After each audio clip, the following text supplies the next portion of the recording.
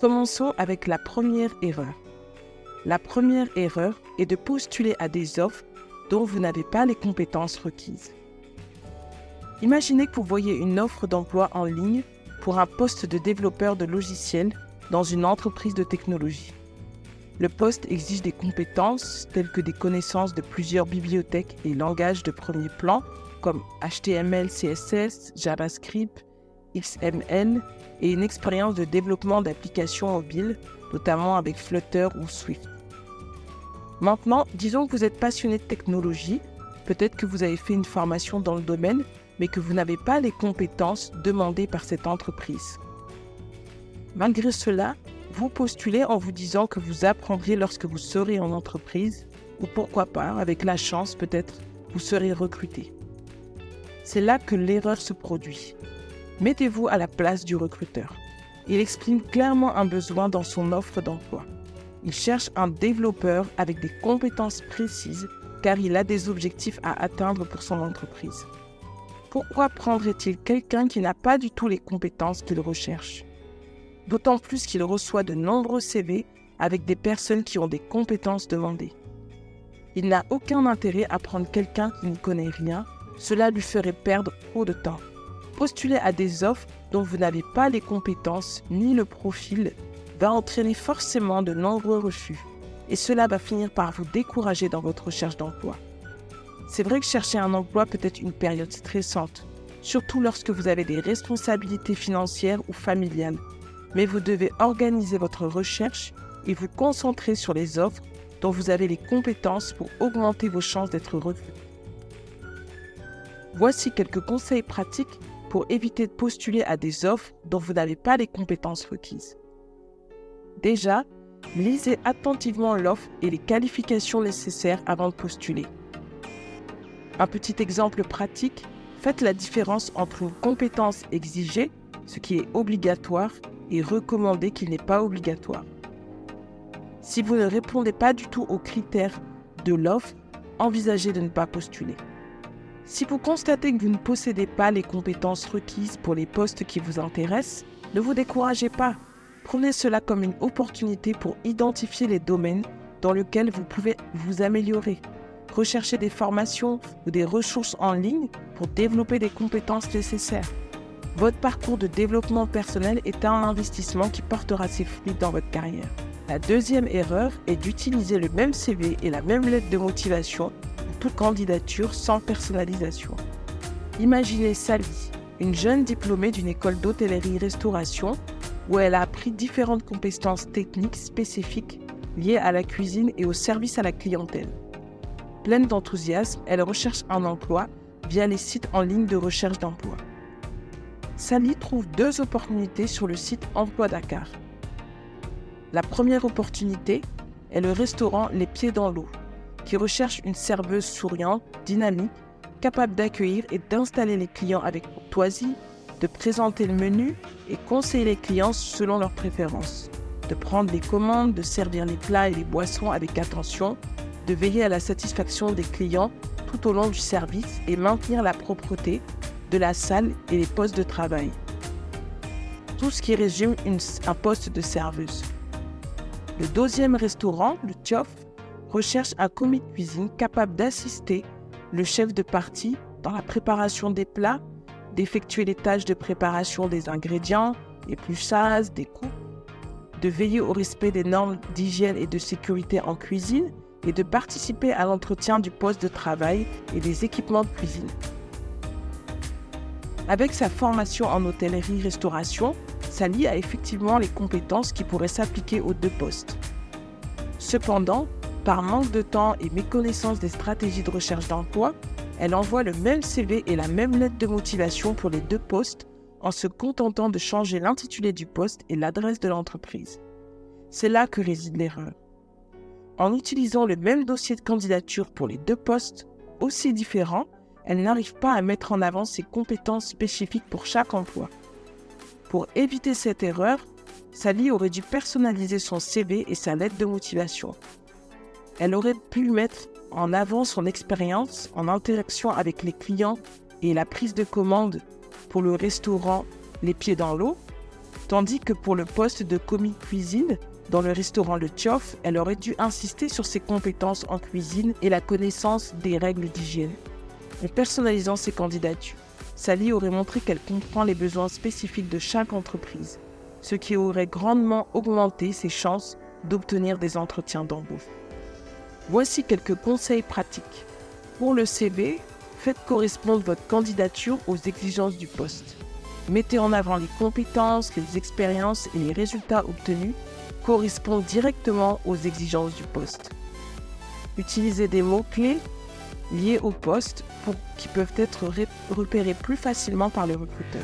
Pour la lettre de motivation, personnalisez chaque lettre, adaptez chaque lettre à l'entreprise et au poste. La troisième erreur est de répondre uniquement à des offres d'emploi publiées. Avant d'aller plus loin dans mes explications, je veux préciser quelques notions importantes.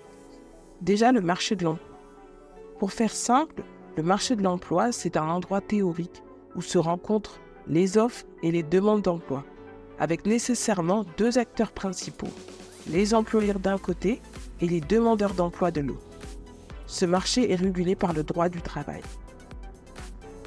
Il faut se dire que le marché de l'emploi est composé à la fois du marché visible et du marché caché.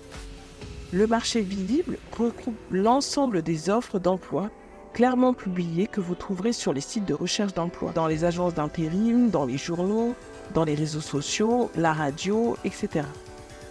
Le marché caché regroupe l'ensemble des emplois qui ne sont pas annoncés publiquement, mais les entreprises peuvent avoir besoin de quelqu'un. Ces emplois sont cachés car vous ne les trouverez pas partout, il faut les chercher un peu. En tant que demandeur d'emploi, vous devez être conscient de ces deux aspects, le marché visible et le marché caché, pour maximiser vos chances de trouver un emploi qui correspond à vos compétences et à vos objectifs. Pour illustrer mon propos, imaginez que vous êtes un chef d'entreprise qui cherche à embaucher un nouveau collaborateur pour un poste clé. La première option serait de rédiger et publier une offre d'emploi sur des sites web, dans les journaux ou dans les médias sociaux. Vous recevrez probablement de nombreuses candidatures, mais cela signifie aussi beaucoup de travail pour trier et évaluer les candidats. La deuxième option serait des recommandations internes. En effet, vous avez aussi une équipe talentueuse qui travaille déjà pour vous. Ils connaissent bien l'entreprise, sa culture et les exigences du poste. Vous pourriez demander à vos employés s'ils connaissent quelqu'un qui serait parfait pour le poste.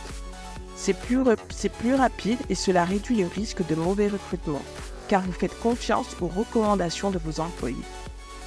La troisième option serait de regarder des candidatures spontanées.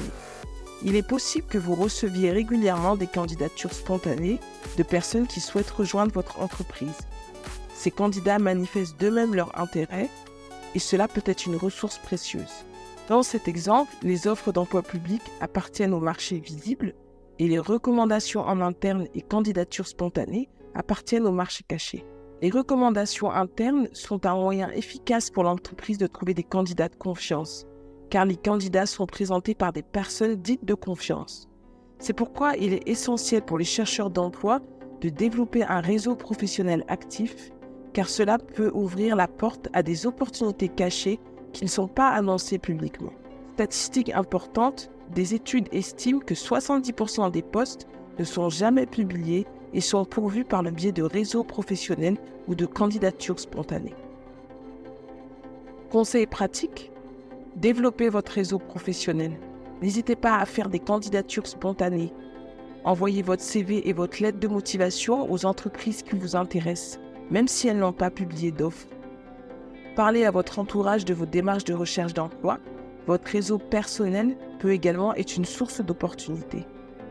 La quatrième erreur, qui est liée à celle que nous venons de voir, est de ne pas se créer et développer son réseau professionnel. Prenons l'exemple de Ndeye et Ousmane qui cherchent leur premier emploi. Ndeye utilise un réseau qu'elle a construit, tandis que Ousmane ne le fait pas. Ndeye est une jeune diplômée en informatique. Au cours de ses études, elle a participé à des clubs et des ateliers où elle a rencontré d'autres étudiants passionnés par la technologie. Elle a également rejoint des groupes en ligne liés à l'informatique et a assisté à des conférences de l'industrie.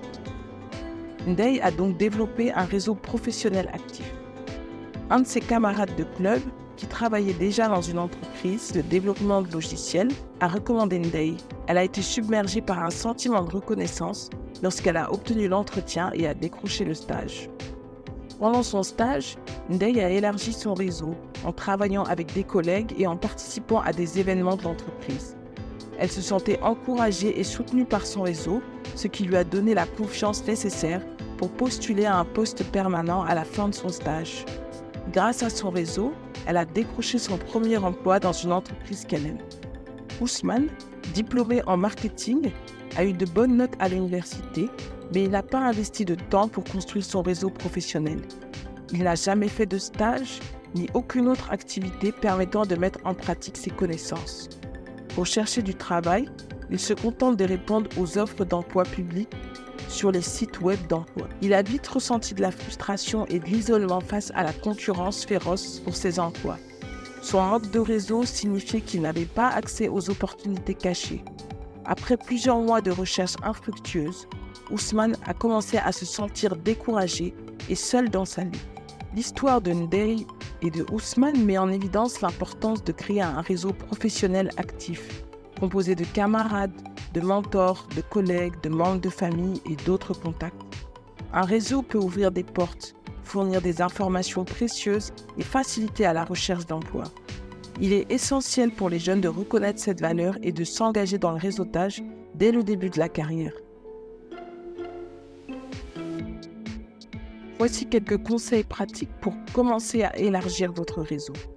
Listez dans votre entourage les personnes que vous connaissez et qui pourraient vous aider dans vos démarches. Définissez pour chaque personne comment elle peut vous aider. Donnez un conseil, une information, aide à la recherche d'un emploi. Participez à des événements de réseautage. Assistez à des événements professionnels, des salons de l'emploi, des conférences, des ateliers. Ces occasions sont des opportunités de rencontrer des personnes partageant les mêmes intérêts et de nouer des contacts. Utilisez les médias sociaux. Créez et entretenez un profil LinkedIn professionnel. Suivez des entreprises. Participez à des groupes de discussion et partagez des contenus pertinents. Les médias sociaux sont un excellent moyen de rester en contact avec des professionnels de votre secteur. Soyez proactif, ne soyez pas timide, initiez des conversations, posez des questions et demandez des conseils. Soyez un bon auditeur et montrez de l'intérêt pour les autres. Le réseautage est un échange mutuel. La 5e erreur est de ne plus développer ses compétences. Ahmed était passionné par le design graphique depuis son plus jeune âge. Il avait étudié dur et obtenu son diplôme dans le domaine avec d'excellentes notes. Cependant, lorsqu'il a terminé ses études, il a été confronté à une situation financière difficile. Sa famille avait besoin d'aide et il a dû prendre un emploi qui n'avait rien à voir avec son domaine. Il a commencé à travailler dans une station-service pour subvenir aux besoins de sa famille. Les mois ont passé et Ahmed s'est éloigné du monde du design graphique. Il n'avait plus le temps ni l'énergie pour pratiquer et suivre les évolutions de son domaine. Les logiciels de design auxquels il était habitué devenaient obsolètes, de nouveaux concepts artistiques émergeaient et il ne les suivait pas. Un jour, Ahmed a entendu parler d'un grand événement dans l'industrie du design graphique qui se tenait dans sa ville. Il a décidé d'y assister en espérant que cela pourrait être une opportunité pour retrouver sa passion et peut-être même trouver un emploi dans son domaine. Lors de l'événement, Ahmed a eu l'occasion de rencontrer des recruteurs et d'autres professionnels du design. Cependant, il s'est vite rendu compte qu'il n'était plus aussi compétent qu'il ne l'était lorsqu'il a obtenu son diplôme. Il ne pouvait pas discuter des dernières tendances, des nouveaux logiciels ni des projets récents dans le domaine. Il n'avait pas de réalisation récente à présenter et il n'avait pas pratiqué depuis longtemps. Ahmed a eu du mal à se démarquer et à convaincre les recruteurs qu'il était toujours passionné par le design graphique et qu'il était prêt à s'engager à nouveau dans cette carrière. Malheureusement, son manque de compétences actualisées et de pratiques l'a empêché de saisir cette opportunité. Cette histoire met en évidence l'importance de maintenir ses compétences à jour, même lorsque l'on travaille dans un domaine non lié à sa passion. Si Ahmed avait consacré ne serait-ce que quelques heures par semaine à se former, à suivre les évolutions du secteur et à pratiquer, il aurait été mieux préparé à cet événement et aurait eu de meilleures chances de relancer sa carrière dans le design graphique. Cela montre que l'apprentissage continu est essentiel pour rester compétitif et engagé dans le domaine de prédilection. La 6e erreur est de négliger l'entrepreneuriat. La recherche d'un emploi en tant que salarié n'est pas la seule voie à suivre, et heureusement. Vous avez la possibilité de créer votre propre emploi en devenant entrepreneur. Mieux encore, vous pouvez également contribuer à la création d'emplois au sein de votre propre communauté en embauchant d'autres jeunes, ce qui a un impact positif à la fois sur votre vie et sur celle de ceux qui vous entourent. En Afrique, de nombreuses opportunités entrepreneuriales s'offrent à vous, à condition de comprendre les besoins locaux et de développer des produits ou services pour y répondre. Vous avez le pouvoir de véritablement améliorer la vie des personnes de votre communauté tout en façonnant la vôtre. Cependant, il est essentiel de noter que l'entrepreneuriat n'est pas nécessairement une voie facile. Pour certaines personnes, il peut être plus exigeant que le salariat. Cependant, si vous aspirez à plus d'autonomie dans vos décisions, à créer votre propre vision, à gérer votre entreprise selon vos valeurs et à résoudre des problèmes jusqu'ici non résolus, l'entrepreneuriat peut être une option à envisager. L'entrepreneuriat est une aventure d'apprentissage continu. Vous développerez constamment de nouvelles compétences en gestion d'entreprise, en marketing, en finance et en résolution de problèmes. De plus, vous apporterez des idées innovantes capables de changer la donne. Quelques conseils pratiques. Prenez le temps de trouver une idée d'entreprise qui répond à un besoin réel et testez-la. Formez-vous en gestion d'entreprise, en marketing, en vente et dans d'autres domaines pertinents.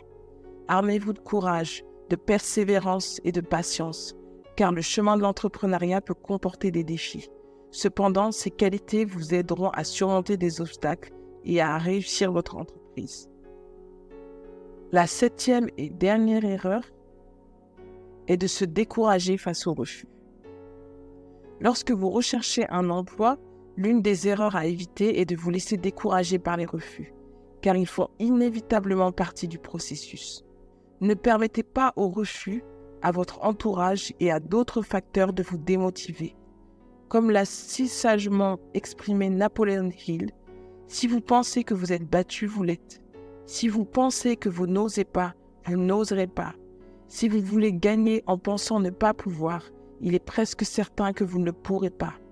La vie est une bataille exigeante où la victoire ne revient pas nécessairement au plus fort et au plus rapide, mais à celui qui croit en sa capacité de réussir. Voilà, merci d'avoir regardé cette vidéo et à bientôt pour de prochaines vidéos.